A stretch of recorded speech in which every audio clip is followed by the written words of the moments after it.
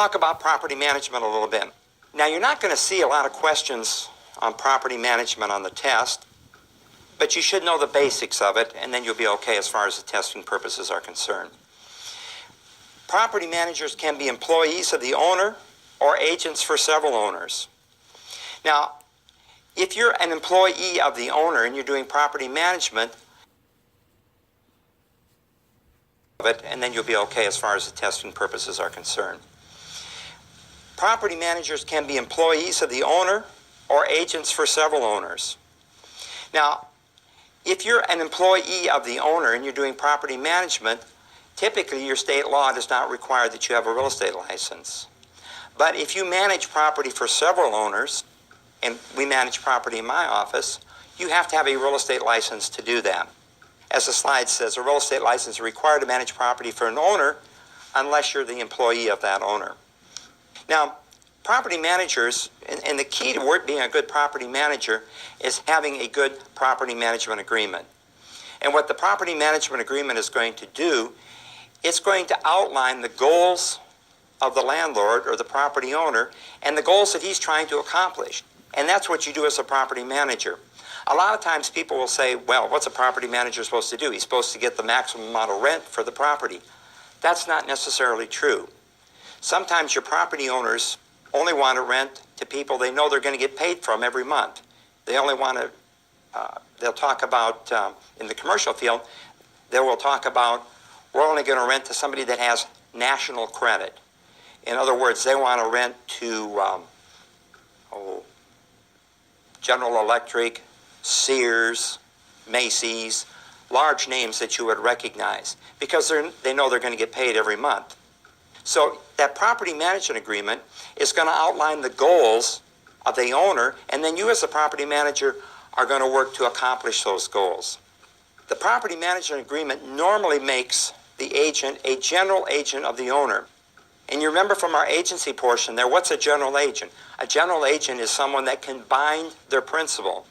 And so when I manage property and the air conditioning goes out in the middle of the night, I can call the HVAC guy and say, go fix that air conditioning unit, and then I can send the bill to the property owner because I have the authority to bind the property owner because I'm a general agent. Now, property management activities include a host of things. We're going to mention a few here. It includes, of course, having a real estate license. There's agency agreements involved there. Employment agreements, if you hire as a property manager, you hire people to maintain the property, for example, or to lease the property out for the owner. Types of insurance the owner should buy. What type of insurance coverage should he carry? That's going to be the province of the property manager. Marketing the property, of course. Keeping a good relationship with the landlord. Leasing agreements. What kind of leasing agreements are you going to use? Fair housing is a big issue with property managers. Remember, you cannot discriminate based on race, color, religion, sex, national origin, handicap, or familial status. And so it's important to have those memorized and know that, especially for the test. Property protection, construction and repairs. How are we going to maintain this property? Are we maintaining it as a long-term investment, or are we just going to maintain it as minimally as we can because we're going to sell it in a year? Business administration and maintenance programs. A good property manager is going to put together a maintenance program that basically is preventive maintenance, that maintains the value of that asset for the property owner. So that's just a few of the activities that the property manager is going to deal with. You should be aware of these for test purposes. So that concludes session 13 of your Allied Exam Cram, and I'm going to be looking forward to seeing you in the next session. Now, some of you thought I just said a dirty word. No, math is not a dirty word.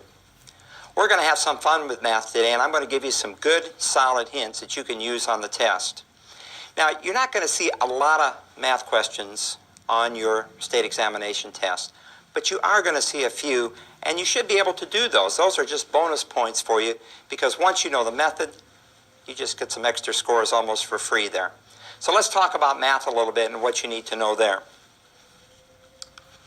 The questions on the math portion of your test are going to be in certain areas, as we see here. You're going to see commission problems, And commission problems are important. If you don't know how to figure your commission, your broker might cheat you. I'm kidding. But you should know how to figure commissions. So we're going to look at some of those. We're going to look at interest and loan problems, how to figure mortgage rates, for example. We'll look at that, how to figure the amount of interest. We'll look at some capitalization problems. Those are the investment problems that I was talking about earlier, and I'll show you how to do those. We're going to look at some investment problems. How much am I going to make on this investment? If I buy it at this price, what kind of profit am I going to make on this? What's my percentage of profit? I'll show you how to do those. We're going to look at cost and selling price problems, or you may call them profit and loss problems. It's the same type of thing, and I'll give you some hints on that. As well as calculating square footage, the area of the land. How many square feet are in a house, for example? How many feet in an acre? How many acres in a section? We'll talk about that also. Now let me give you some hints when you're looking at these math problems. As the slide says here, read the entire problem and then read it again. What you're asking yourself in your mind is, what is the problem asking? What's it asking for? Is it asking for a percentage? Is it asking for square footage? Is it asking for a dollar amount of profit? Is it asking for the number of acres? What exactly is it asking for? Is it asking for a selling price? The amount of the commission? What's the net sales price? You need to know that first, because that's going to direct you in the direction that you want to go as far as solving that problem. So read it again. What's it asking? Now, there's some things you're just going to have to memorize. And I'm sorry, I don't have any easy solutions for this. There's some numbers and some concepts that you'll have to memorize in order to do these math problems. So let's take a look at them. Talking about linear measurements, measurements moving along a line, we can talk about per foot, per running foot, or per linear foot, or we could talk about per front foot, which is the frontage of the property. Let me give you a little bit of a hint there. When we talk about the frontage of a property, and we'll draw a lot here. This is an interior city lot, and this lot's going to be 100 feet by 200 feet. When I draw that one line, that means feet. Most of you are probably familiar with that. Now the street is up here. So when we talk about frontage, we're talking about the side of the lot that runs along the street. So this lot is going to have 100 feet of street frontage. Now sometimes you might see a problem and it says this. It says that the lot is 300 feet by 200 feet. It says it's an interior lot, and then it asks the question, how long is the sidewalk? And you go, whoa, is the sidewalk 300 feet long or is it 200 feet long? And the hint is this. The first number, barring any other information, is always going to be the frontage on the lot. So in this case, this lot is wider than it is deep. So that lot's, going to look something like that. This is going to be the street side. This is going to be the depth of the property here. So the street will be up here. So barring any other information, the first number is going to be the frontage. That's the number it runs along a street. Of course, if it's a corner lot, they're going to tell you it's a corner lot, and then you'll know that you've got sidewalk on two sides of the lot. So that keeps it fairly simple. Now you need to know that there's 12 inches in a foot. Most of you know that. There's 3 feet in a yard. You need to know something about square feet, square yards, and acres. For example, if you take the length times the width, you're going to get the area of a square or a rectangle. I think most of you are probably familiar with that. And if you remember with a triangle, the base times the height divided by 2 is going to be the area of that triangle. We'll look at some length and width problems later on and work with that formula. You should know that there's 9 square feet in a square yard. So if you have a yard that's 3 feet by 3 feet, 3 times 3 is 9 square feet. You should remember that there's 43,560 square feet in an acre of land. Some people have different ways to memorize that. You could say 4 persons going down Interstate 35 at 60 miles an hour, if that helps you. I've got it memorized as half of 87,120. I'm kidding. 640 acres in a section of land, And you remember that that section was a square mile or 1 mile square, so you should know how many feet in a mile. 5,280. I'll write that down in case you missed it. 5,280 feet in a mile. You should have that memorized. That number is going to come in handy for you. You should know a little bit about cubic feet, cubic yards. When you're talking about the volume of a box, for example, it's length times width times height.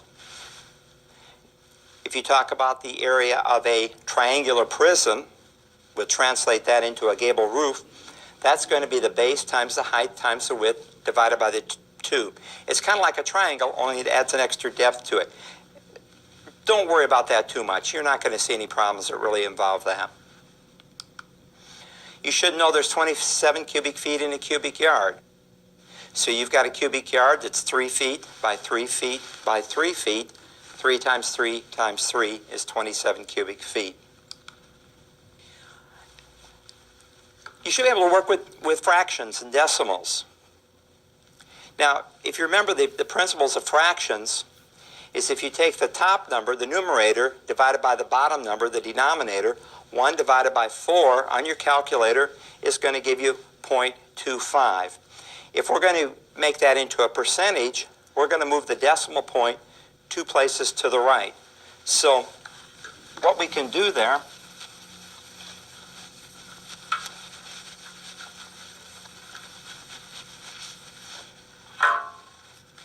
is we can take on our calculator, anytime we're trying to create a fraction, you're going to be able to use calculators on your test. And you simply take that top number and divide it by the bottom number. So 1 divided by 4 on your calculator is going to give you 0.25. If we want to change that to a percentage, you remember that percentage means hundredths. And so to change that to a percentage, we're going to move the decimal 2 places to the right. And so we're going to have 25%. Now, if we have a decimal, say we have a decimal that looks like this, and the question says, what percent is that? We're just going to reverse. I'm sorry, I need to put it in the wrong place here. We've got 14.78%, and we want to create a decimal out of it. We're going to reverse, instead of going 2 places to the right, we're going to go 2 places to the left, and as a decimal, that'll be 1478. Okay? So to make a percentage, 2 places to the right, it's like multiplying it by 100. To make it from a decimal, or from a percentage, into a decimal, we're going to divide by 100 or move the decimal 2 places to the left.